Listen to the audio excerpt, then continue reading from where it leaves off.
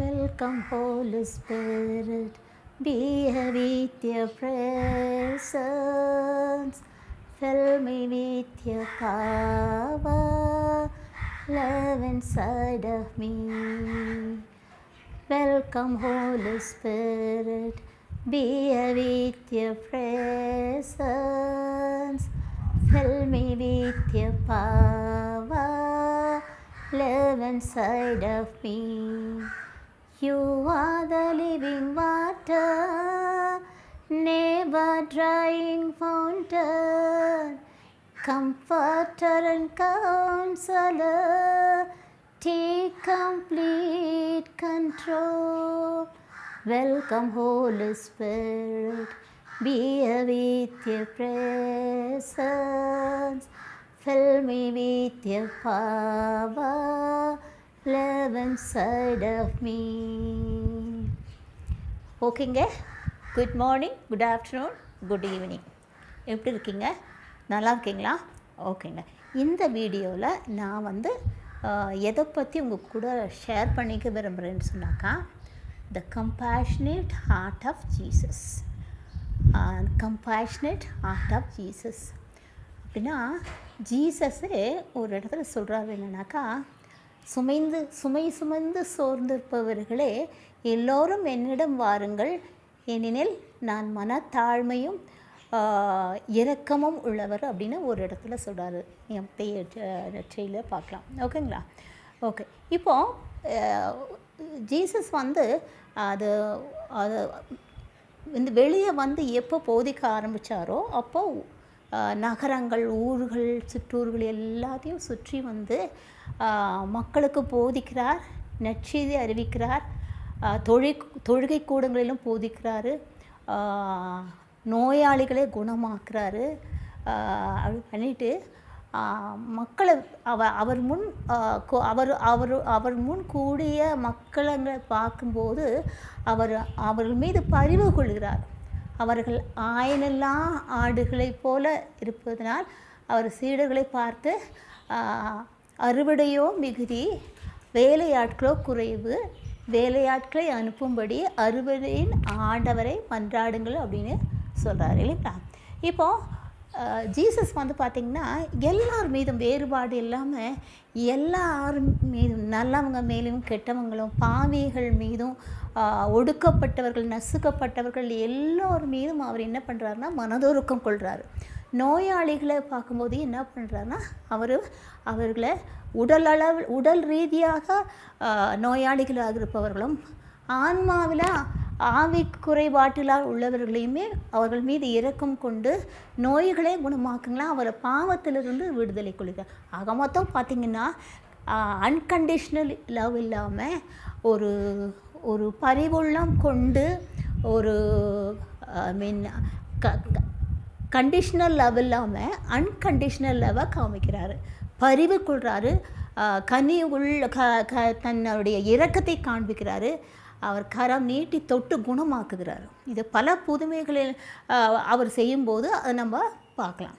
இப்போது ஒரு சில புதுமைகளை மட்டும் நம்ம பார்ப்போம். இப்போது மார்க்கு எழுதிய நற்செய்தி அதிகாரம் 1 இறைவசனங்கள் 40 பார்க்கும்போது அங்கே ஒரு தொழுநோயாளி, ஒரு லெப்பர் அவர்கிட்ட முழந்தாளிட்டு அவர்கிட்ட என்ன வேண்டிக்கிறார்னா, போதகரே, ஆண்டவரே, நீர் விரும்பினால் நான் என் நோயிலிருந்து விடுபடுவேன், நான் குணமாக்குவேன், உம்மால் குணமாக்க முடியும் அப்படின்னு சொல்கிறார்.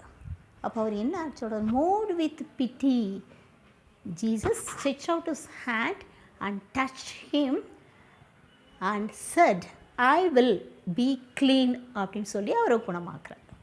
சரிங்களா? அப்படின்னா என்ன பண்ணுறாருன்னா, உங்களுக்கு தெரியும், அந்த காலகட்டத்தில் தொழுநோயாளிகள் மக்கள் இருக்கிற இடத்துலலாம் வரக்கூடாது. அவங்களுக்குன்னு ஒரு ஒதுக்குப்புறமான இடம் ஒதுக்கப்பட்டிருந்தது. அப்படி எதிரில் வந்துட்டாலும் என்ன பண்ணுவாங்க, அவங்க முகத்தை, இந்த மூக்கு வாயெல்லாம் மூடிக்கிட்டு என்ன சொல்லுவாங்க, தீட்டுன்னு கத்துவாங்க. ஸோ அப்படிப்பட்ட ஒரு சமுதாயமாக இருந்தது அந்த கால சமுதாயம். அந்த சமயத்தில் ஒரு தொழுநோயாளி தன் அருகில் வரும்படியும் அவர் செய்கிறாரு. ஜீசஸ் ஒன்றும் சொல்கிறதில்ல, பட்டு அவர் குணமாகணும்னு விரும்பும்போது அவர் என்ன பண்ணுறாருன்னா அந்த அது என்னென்னா தடைகளெல்லாம் தகர்த்துட்டு அந்த சமுதாயத்தில் நிரம்பிய அந்த நிலவிய அந்த தடையை தகர்த்து விட்டு தன் கரம் நீட்டி அந்த லெப்பரை அந்த தொழுநோயாளியை தொடுறாரு, தொட்டு குணமாக்குறாரு. அப்படின்னா அவருடைய இரக்கமும் பரிவும் கனிவும் எப்படிப்பட்டதாக இருந்தது அப்படின்னு சொல்லிட்டு சும்மானாலும் ஒரு எப்படி சொல்கிறது, ஒரு சாதாரண ஒரு அன்பு காட்டுற மாதிரி இல்லாமல் அவர் என்ன பண்ணுறாருன்னா அவர் கரம் நீட்டி தொட்டு குணமாக்குற அளவுக்கு அவருடைய உள்ளம் உருகுகிற குணமாக இருந்தது. அதனால தான் அவர் சொல்கிறோம் கம்பேஷனேட் ஹார்ட் ஆஃப் ஜீசஸ்ன்னு சொல்கிறோம். இது ஒரு இதை மார்க் எழுதிய நற்செய்தியை அதிகாரம் 7 பார்த்திங்கன்னா அந்த இடத்துல ஜீசஸ் தன் சீடர்களோடு நயீன் நகரத்துக்கு போகிறாரு. அப்படி நயீன் நகரத்து வாயில் நெருங்கும்பொழுது அவரோட சீடர்களும் மக்களும் நிறைய ஒரு கூட்டமாக இருந்தது. அப்போ அந்த சமயத்தில் அவருக்கு எதிராக ஒரு இறந்த ஒரு பையனுடைய பாடியை கொண்டுட்டு வராங்க. அப்படி கொண்டுட்டு வரும்போது மக்கள் அவர்கிட்ட சொல்கிறாங்க, அந்த விதவை தாய்க்கு அந்த பையன் ஒரே ஒரு பையன், அந்த பெண் கைம்பெண் அப்படின்னு சொல்கிறாரு. அப்போ என்ன பண்ணுறாரு ஜீசஸ், என்ன பண்ணுறாரு, மனதில் பரிவு கொண்டு இரக்கம் கொண்டு மனது உருகி என்ன பண்ணுறாரு, அந்த அம்மாவை விதவை பண்ண பார்த்துட்டு அழாதீர்ன்னு சொல்லிட்டு போய் அவர் என்ன பண்ணுறாரு, அந்த கஃபினை he touched the coffin and just said young man ரைஸுங்கிறாரு. சொல்லி அந்த பையனை சாவிலிருந்து உயிர்ப்பிக்கிறாரு. ஸோ இது எல்லாம் நமக்கு என்ன காட்டுதுனாக்கா, ஜீசஸினுடைய மனதுருகும் இதயத்தை நமக்கு காட்டுது. இது இன்னொரு இடத்துல நற்செய்தியில் பார்த்தீங்கன்னு சொல்லும்போது, அதே மார்க் எழுதிய நற்செய்தியில் நீங்கள் பார்க்கலாம், இந்த சீடர்களெல்லாம் திரும்பி ஜீசஸுக்கு வராங்க. வந்துட்டு தாங்கள் செய்தவை கற்பித்தவை எல்லாம் பற்றி சொல்கிறாங்க. அப்போ ஜீசஸ் என்ன சொல்கிறாரு, அவங்களுக்கு சாப்பிட்றதுக்கோ ஓய்வெடுக்கிறதுக்கோ டைம் இல்லாதனால நீங்கள் போய் எங்கள் ஒரு தனிமையான இடத்துக்கு போய் ஓய்விடுங்கள்னு சொல்கிறாரு. அப்போ என்ன பண்ணார், அவர் சொன்னதை கேட்டுட்டு அவங்க என்ன பண்ணாங்க, படகேறி ஒரு பால்வெளிக்கு போகிறாங்க. அவங்க போகிறத பார்த்து அவங்க இன்னாரென்று கண்டு கொண்டு மக்கள் என்ன பண்ணுறாங்க, பல நகரங்களிலேருந்து கூட்டமாக ஓடி அவங்க அந்த இடத்துக்கு சேர்கிறதுக்கு முன்னால் இவங்க போயிடுறாங்க. அங்கேயும் ஜீசஸ் என்ன பண்ணுறாரு, தன் முன் கூடியிருந்த அந்த மக்கள் கூட்டத்தை கண்டு அங்கேயும் பரிவு கொள்கிறாரு. அப்போ அவருக்கு போதிக்கிறாரு, பலவற்றை கற்பிக்கிறாரு.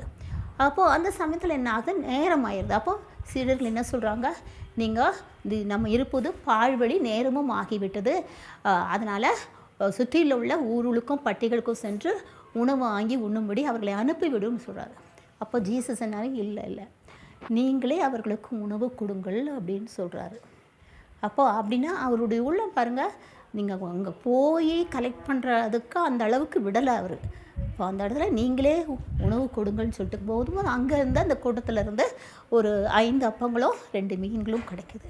அதை வாங்கி என்ன பண்ணுறாரு, வானத்தை நோக்கி அண்ணாந்து பார்த்து நன்றி கூறி அதை விட்டு எல்லாத்துக்கும் பரிமாறி கடைசியாக அதை மிச்சம் இருக்கிறதையும் என்ன பண்ணுறாரு, கூடைகளை கலெக்ட் பண்ணுறாரு. ஸோ இதுவும் நமக்கு என்ன காட்டுதுனாக்கா, ஜீசஸ் சும்மா பார்த்து இரக்கம் கொண்டுறது அதை பரிவு காட்டுறதோட நிற்கலை, அதன் செயல்முறையில் கொண்டுட்டுவார், செயல்படுத்துகிறாரு, அவங்களுடைய தேவைகளை அந்த இடத்துல பூர்த்தி செய்கிறாரு. ஸோ இது ஒரு நிகழ்வு. இதை யோவான் எழுதிய நற்செய்தியில் பார்க்கும்போது லாசரை லாசரை இறப்பிலிருந்து இறந்து போன லாசரை உயிர்ப்பிக்கிற அந்த நேரத்துலேயும் மார்த்தா என்ன பண்ணுறாங்க, மரியாக்கிட்ட போதகர் விட்டார் அப்படின்னு சொன்னோன்னே இவங்க எந்திரிச்சு போகிறாங்க. அப்போ அழுவதற்கு தான் போகிறாங்கன்னு சொல்லிட்டு அவங்க பின்னாலேயே போகிறாங்க. அப்பொழுது போதகரே நீ இருந்திருந்தால் என் சகோதரன் இருந்திருக்க மாட்டான்னு சொல்லும்போது அவங்க அழுகிறதையும் அந்த மக்கள் கூட்டத்தினால் அழுகிறதையும் பார்த்து ஜீசஸ்க்கு தாங்க முடியல. அவர் என்ன பண்ணுறாரு, அவரும் சேர்ந்து குமுறி அழுகிறார். அப்போ அழுகும் நிலைக்கு அவர் தள்ளப்படார்னா அவளுடைய இதயம் எப்பேற்பட்டைய மனதோருகும் இதயமாக இருக்குது நம்ம பார்க்கலாம். இன்னும் உச்சகட்டமாக பார்க்கும்போது லூகாஸ் எழுதின நற்செய்தியில 23வது அதிகாரத்தில் தன்னுடைய கடைசி மூச்சு விடுற அந்த நேரத்தில் அவங்க சொல்கிறாங்க, கடவுளை பார்த்து ஆண்டவர் இந்த சிலுவையில் தொங்கி இருக்கும்போது என்ன சொல்கிறாருனாக்கா, Lord forgive them but they don't know what they do அப்படிங்கிறாரு. யோசிச்சு பாருங்கள், அந்த நிலைமையிலையும் இந்த மக்கள் சாபத்துக்கு உள்ளாகக்கூடாதுன்னு அவளை மன்னிக்க முடியுது தான் கடவுளிடம் அவர் வேண்டுறாரு. இப்போது இதெல்லாம் நம்ம பார்க்கும்போது என்ன அப்போ நம்ம ஆழ்ந்து சிந்திச்சு பார்க்கணும். இயேசுவினுடைய அந்த அன்பு, உருக்கம் கொண்ட அந்த இதையும், அவருடைய பரிவு, அவருடைய கனிவு, அவருடைய பொறுமை, மனத்தாழ்ச்சி, இதெல்லாம் நம்ம எண்ணி பார்த்து we should follow the track of the Lord Jesus Christ. இப்போ இதை தான் கொலோசியருக்கு எழுதிய கடிதத்தில் அப்போஸ்தலர் பவுல் என்ன சொல்கிறாருன்னு சொன்னாக்கா, நீங்கள் அனைவரும் தேர்ந்தெடுக்கப்பட்ட மக்கள், இறைவனின் அன்புக்குரிய மக்கள். ஆகவே நீங்கள் இந்த பரிவு, கனிவு, இரக்கம், உளவுபூர்வமான அந்த பரிவு போன்ற பண்புகளை அணிந்து கொள்ளுங்கள் சொல்கிறாரு. அப்படின்னா நம்மக்கிட்ட என்னென்னலாம் இருக்கும்னு சொன்னாக்கா, உண்மையான அன்பு, உள்ளத்தின் ஆழத்திலிருந்து வரக்கூடிய அந்த பரிவு, அப்படியே செயல்படுத்தும் தன்மையுடைய செயலுடன் கூடிய ஒரு பரிவு, இரக்கம், கனிவு, பொறுமை, இதெல்லாம் நமக்கு தேவைங்கிற காட்டுறாரு. ஓகேங்களா? ஸோ நம்ம ஜீசஸுடைய பாதையை நம்ம பின்பற்றி அவருக்கு சும்மா பக்தியோடு நம்ம இல்லாமல் ஒரு சீடர்களாய், இயேசுவினுடைய அன்பு சீடர்களாக நம்ம வாழ முற்படுவோம். ஓகேங்களா? ஸோ இத்துடைய நான் என்னுடைய இந்த ஷேரிங்கை முடிச்சுக்கிறேன். அடுத்த வீடியோவில் சந்திக்க வரும் வரை bye. Thank you so much for listening to my video. Okay, bye bye.